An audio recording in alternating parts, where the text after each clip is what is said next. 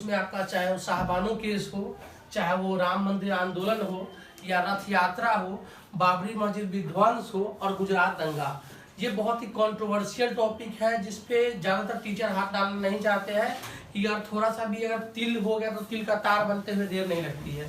तो इसलिए ये कंट्रोवर्शियल टॉपिक्स है और ये ऐसी टॉपिक जिसने भारतीय राजनीति की दिशा और दशा को बदल के रख दिया। आपको लगेगा कि ये साहबानो केस आप लोगों में से बहुत से बच्चों ने सुना भी नहीं होगा कि क्या था साहबानो केस, लेकिन आप एक बात जान लीजिए कि आज अगर कांग्रेस पार्टी की ये स्थिति है, उस स्थिति के पीछे एक लौती महिला है जिसके प्रकरण ने कांग्रेस को अर्श से फर्श पर ला दिया। जो कांग्रेस की छवि एक सेकुलर धर्मनिरपेक्ष पार्टी की हुआ करती थी, जो हिंदू मुस्लिम नहीं देखा करता था, वो पार्टी ऐसे फंसते चला गया पूरे केस में। आज भी अगर राजीव गांधी के जीवन पे अगर किसी ने दाग का काम किया तो इस केस ने काम किया है। इस केस का आज अगर भारतीय जनता पार्टी अगर सत्ता में है तो इस केस की वजह से सत्ता में है। कहा जाता है ना, कभी बहुत बड़ी बड़ी घटनाओं के पीछे एक छोटी सी घटना होती है। वो छोटी सी घटना कैसे तरीके से आपके लाइफ को चेंज करता है ना। शुरुआत आपको लगेगा अरे आप अभी इसको देख रहे हो, आपको लगता है क्या ही है केस, कोई छोटा मोटा केस होगा। लेकिन अगले 3 दिन जो हम डिस्कस करने वाले हैं बहुत लंबा प्रकरण है। जरा गौर से मेरी बात सुनेंगे और एग्जाम में अगर ये प्रकरण आता भी और हम लिख भी सकते हैं बहुत अच्छे तरीके से आपके, और एक खास बेटर जनरल नॉलेज के लिए बहुत जरूरी टॉपिक है। टॉपिक क्या है कि एक साहबानो प्रकरण हुआ था भारत में। आज से लगभग हम कह सकते हैं कि ये आज से समझिए 50 साल पहले की बात है ऑलमोस्ट। एक बहुत बड़े नामी गिरामी वकील हुआ करते थे, उनका नाम था मोहम्मद अहमद खान। मेरी बात को गौर सुनिएगा। मोहम्मद अहमद खान की वाइफ थी जिन बेगम साहबानो। बेगम साहबानो मोहम्मद की वाइफ थी उनकी। 1975 में क्या हुआ कि मोहम्मद अहमद खान ने अपने 5 बच्चों के रहते हुए एक यंग युवा लड़की से शादी कर ली, निकाह कर लिया और साहबानों को 3 तलाक दे दिया। उनको 3 तलाक दे करके बोला कि इनको क्या किया, पहले उनसे निकाह किया, एक यंग लड़की से 1975 में उन्होंने निकाह कर लिया। जब उन्होंने निकाह किया उस टाइम पे साहबानो जो थी उनकी उम्र थी 59 साल, लगभग 60 साल की महिला हो चुकी, वृद्ध महिला। उसके रहते हुए वकील साहब ने एक शादी कर ली। और शादी करते हुए उन्होंने क्या किया, अपनी वाइफ को 3 बार तलाक तलाक तलाक बोल करके और उनको अपनी घर से बेदखल कर दिया।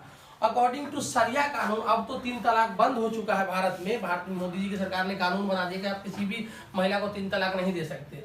तो पहले क्या था कि मुस्लिम मर्द 3 तलाक देंगे, महिलाएं अब बेदखल हो गई, उनका कोई सिस्टम नहीं रहा।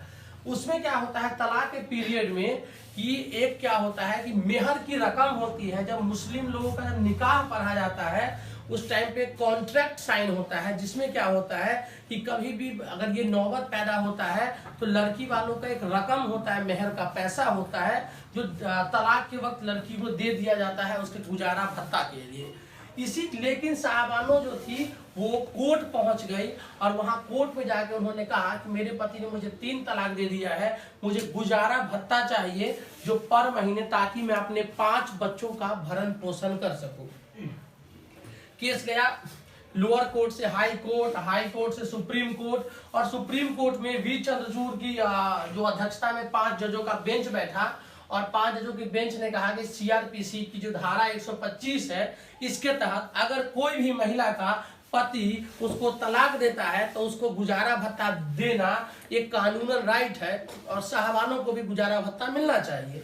लेकिन जो अहमद खान साहब थे जिन्होंने अपनी पत्नी को तलाक दिया था, वो इन्होंने कहा कि सुप्रीम कोर्ट जो है हमारे मामले में दखल नहीं दे सकता है, ये धर्म का मामला है, ये मुस्लिम का मामला है और मुस्लिम के मामले में मुस्लिम पैनल कोड जो है, मुस्लिम सरिया कानून है वही चलता है, भारतीय कानून नहीं चलेगा।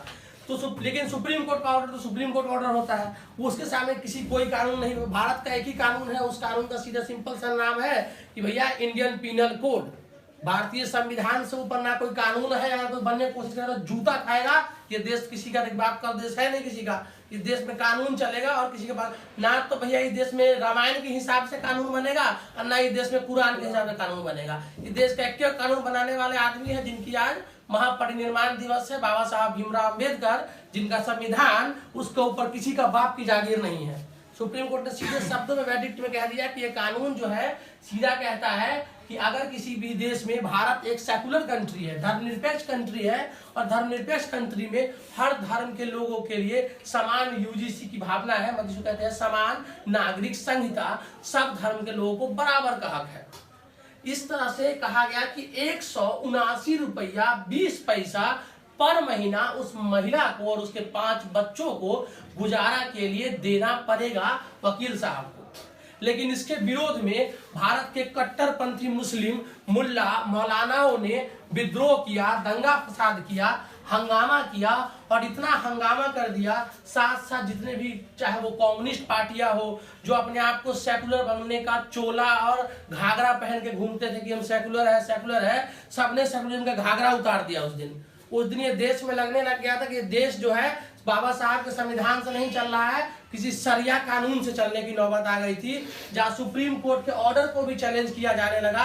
और तब जाकर के मुस्लिम कट्टरपंथियों के दबाव में आकर के क्या हुआ कि राजीव गांधी साहब उस टाइम पे देश के प्रधानमंत्री थे, और राजीव गांधी साहब ने क्या किया कि कहा कि उन्होंने क्या किया, कानून को ही बदल दिया, सुप्रीम कोर्ट के ऑर्डर को बदल करके और उसके कानून बना दिया, जिसके तहत से उस महिला को जो मिलने वाला न्याय था वो अन्याय रह गया। लेकिन ये बात यहीं तक थमती नहीं है, इस बात के बाद और भी बवाल होता है और देश में एक नया परिप्रेक्ष्य बनता है। राजीव गांधी को लोग मुल्ला राजीव के नाम से बुलाने लग गए, ये मुल्लों का आदमी है, ये बात करता है देश का प्रधानमंत्री होने का, लेकिन ये पक्षीय बात करता है। ये जिस देश में यार हिंदू, मुसलमान, सिख, ईसाई, बौद्ध, जैन, क्रिश्चियन सबका देश है, किसी के बाप का देश थोड़ी है। उस देश में, ये देश का एक लौता पुस्तक है जिसकी गारंटी है, जिसकी मान्यता है, जिस पे ये देश चलेगा, वो है द कॉन्स्टिट्यूशन ऑफ इंडिया। लोगों ने कहा कि राजीव गांधी एक तरफ दिखाते हैं कि हम सेकुलर देश के प्रधानमंत्री हैं, और दूसरी तरफ किसी दूसरे धर्म के चंद कट्टरपंथी लोगों के सामने इसलिए झुक गए। और झुक भी गए तो क्यों? एक महिला के अधिकार के लिए। वो महिला का अधिकार था, किसी का पति अगर उसको छोड़ देगा तो उसको गुजारा भत्ता मिलना उसका अधिकार होता है। लेकिन सरिया क्या कहता है कि उसमें कहता है इद्दत की शिद्दत एक कानून होता है, जिसके तहत कि जब तक कि उसका प्रक्रिया चलता है उसमें 3 महीने तक गुजारा भत्ता दिया जाता है लड़की को, उसके बाद गुजारा भत्ता नहीं दिया जाता है। अगर वो लड़की प्रेग्नेंट होती है तो बच्चा होने तक गुजारा भत्ता मिलता है, उसके बाद तुम कौन तो खामखा, हम कौन तो